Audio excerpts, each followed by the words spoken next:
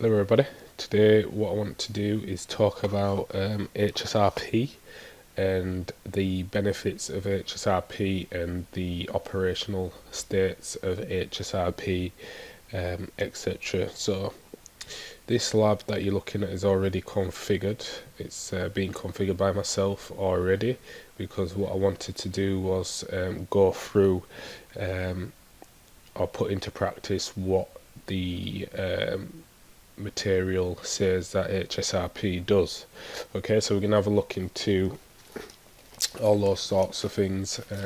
So if you wanted me to actually go through the configurations for Hsrp, just leave a comment and I'll see what I can do. So first of all, Hsrp is one of 3 different first hop router redundancy protocols. Okay, so it's a Cisco proprietary, and by that I mean it's being developed by Cisco and will only run on Cisco devices. Now it supports IPv6, the 2 different modes. You have active and standby.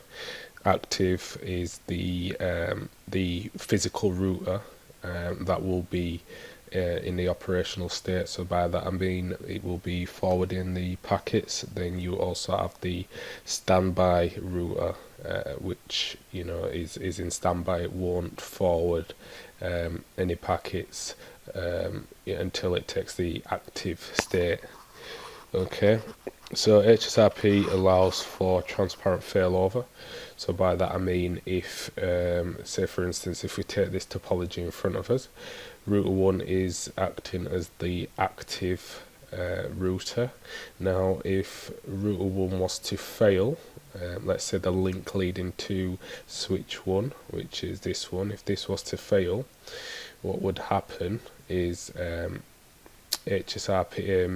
Hsrp would do a transparent failover, and by that I mean router 2 would take the active state after so long, and router 1 would be the standby.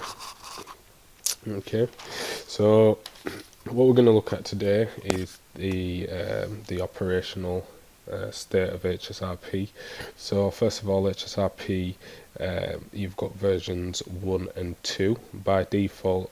On iOS 15 is version 1. So if we we'll jump onto router 1. Okay, so if we do a show version, what we can see is this version that we're running currently here is a version 12.4. so the default version of Hsrp is going to be version 1. Okay, so looking more at Hsrp version 2, we have a few different things that we can look at. So Hsrp version 2 uses a multicast address of 224.0.0.1.0.2 for IPv4, or for IPv6 FF0266. Okay, so what we are going to look at, we'll take a look at that shortly. For Hsrp version 1, the multicast address is 224.0.0.2. Okay, we're currently running Hsrp version 2, and I'll show you that soon. So we should be able to take a look at the packets, which should be sending out multicast packets of 224.0.0.1.0.2. Okay, so we'll take a look at that.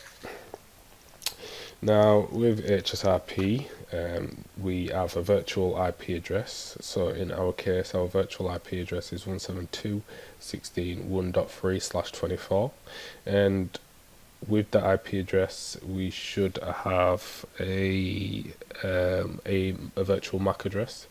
So what happens is the MAC address for router 2 and also router 1, the physical MAC addresses on those are not used. So the virtual MAC address actually is used in both cases. So again, we can take a look at that shortly.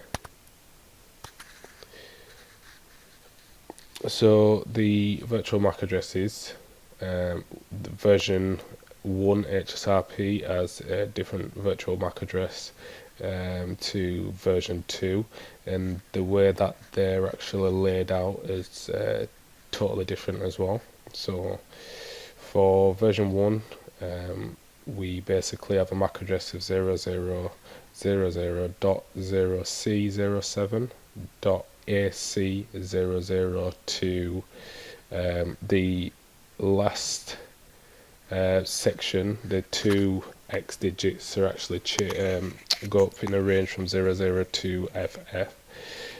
We can take a look at that, especially for version 2, because what happens with version 2 is that the last 3 hexadecimal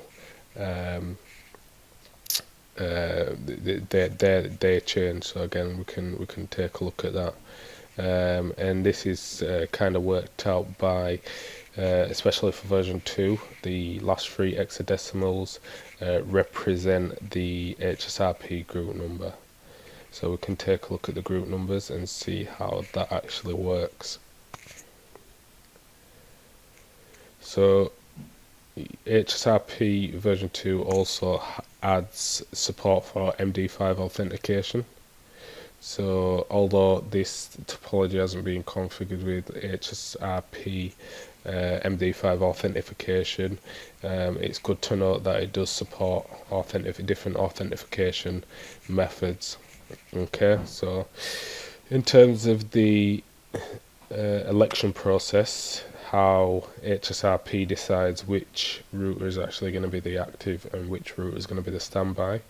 The highest IP by default is selected as the active router. So in this case, looking at the topology, it should be 172.16.1.2 for the physical router and not 1.1. So the reason why 1.1 is now elected as the active router is because I changed the priorities. So again, we can take a look at the priority, but it's good to note that by default Hsrp priority is set to 100. So the higher the priority, if say for instance in our case, if router 2's priority was higher than router 1, that would actually become the active router over router 1. Okay, so we'll start by taking a quick look at the packet captures for these routers. So we'll have a look at the link between router 1 and the switch, and as I said, we're running version 2 Hsrp, so we should see multicast packets for 224.00102. So if we stop this, so there we go, we can see hello multicast packets for Hsrp version 2 at 224.00102. As I said before, if this was version 1 Hsrp, you would see packets for 224.002, but we are running version 2. So if we double click on this, we can also verify the virtual MAC address that we should be seeing by default. As I mentioned earlier, the last 3 hexadecimal digits represent the group number. We are using, let's just double check the group number. So if we do a show standby brief, so we can see here that we're using group 1 for the actual group. So we'll take a look now at, you can see it actually there. So as I said before, it's 000 00C 9F, and the last 3 hexadecimal digits are changed. So in our case, we have 0, 0, and 1 represents the Hsrp group number. Okay, so what we can do is to actually see this change is we can change the Hsrp group number, and this should change along with that.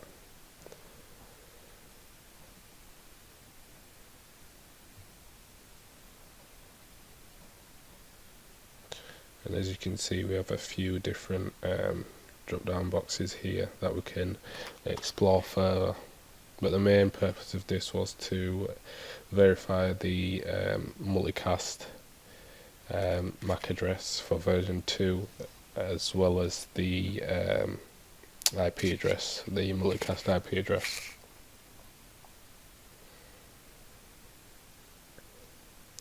So if we just close that for now.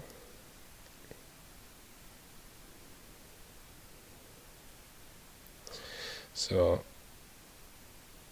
on router 1, looking at router 1, we can see here that we have a priority of 110, so that's higher than 100.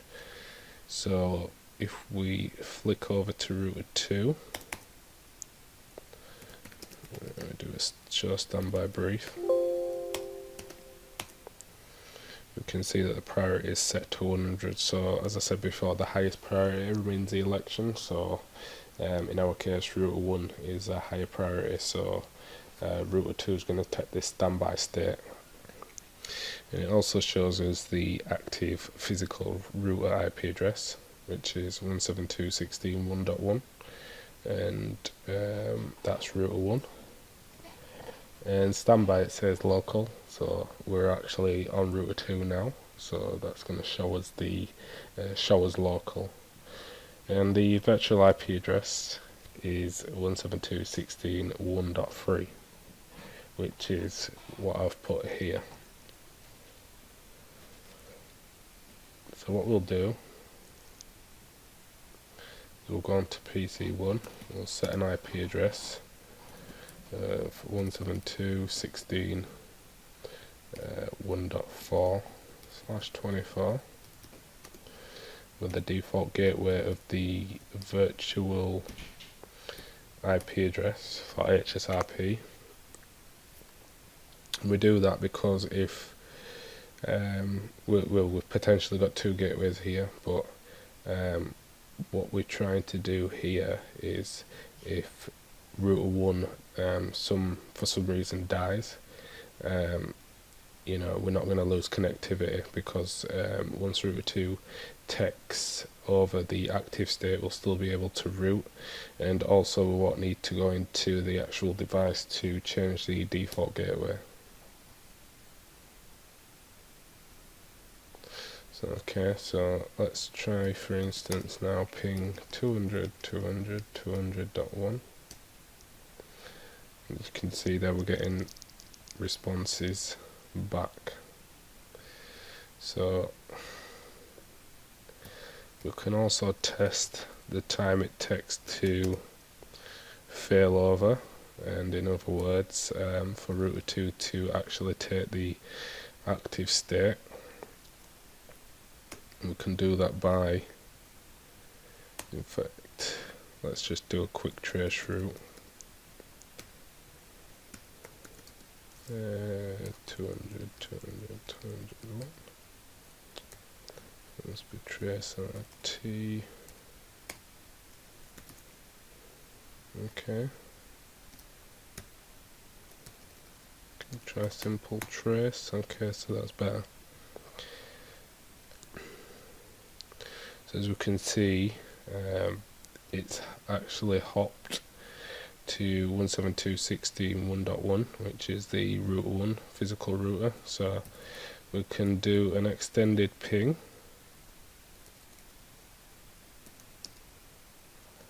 and we'll shut down router 1's interface. I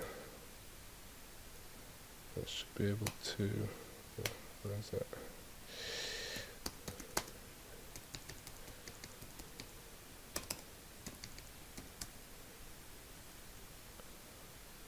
Okay.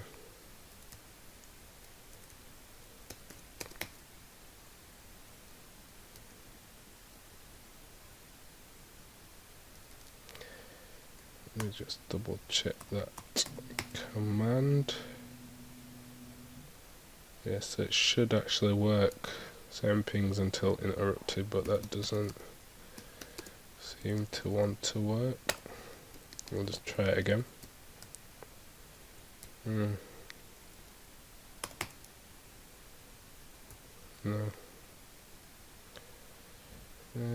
Let me take a look.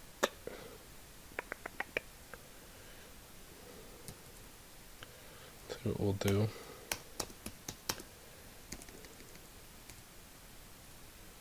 So for some reason it's actually not resolving.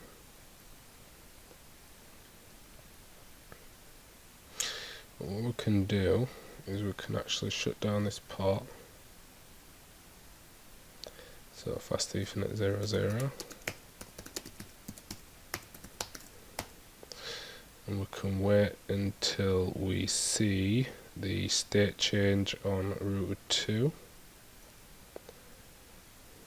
So as you can see, it's happened pretty quick.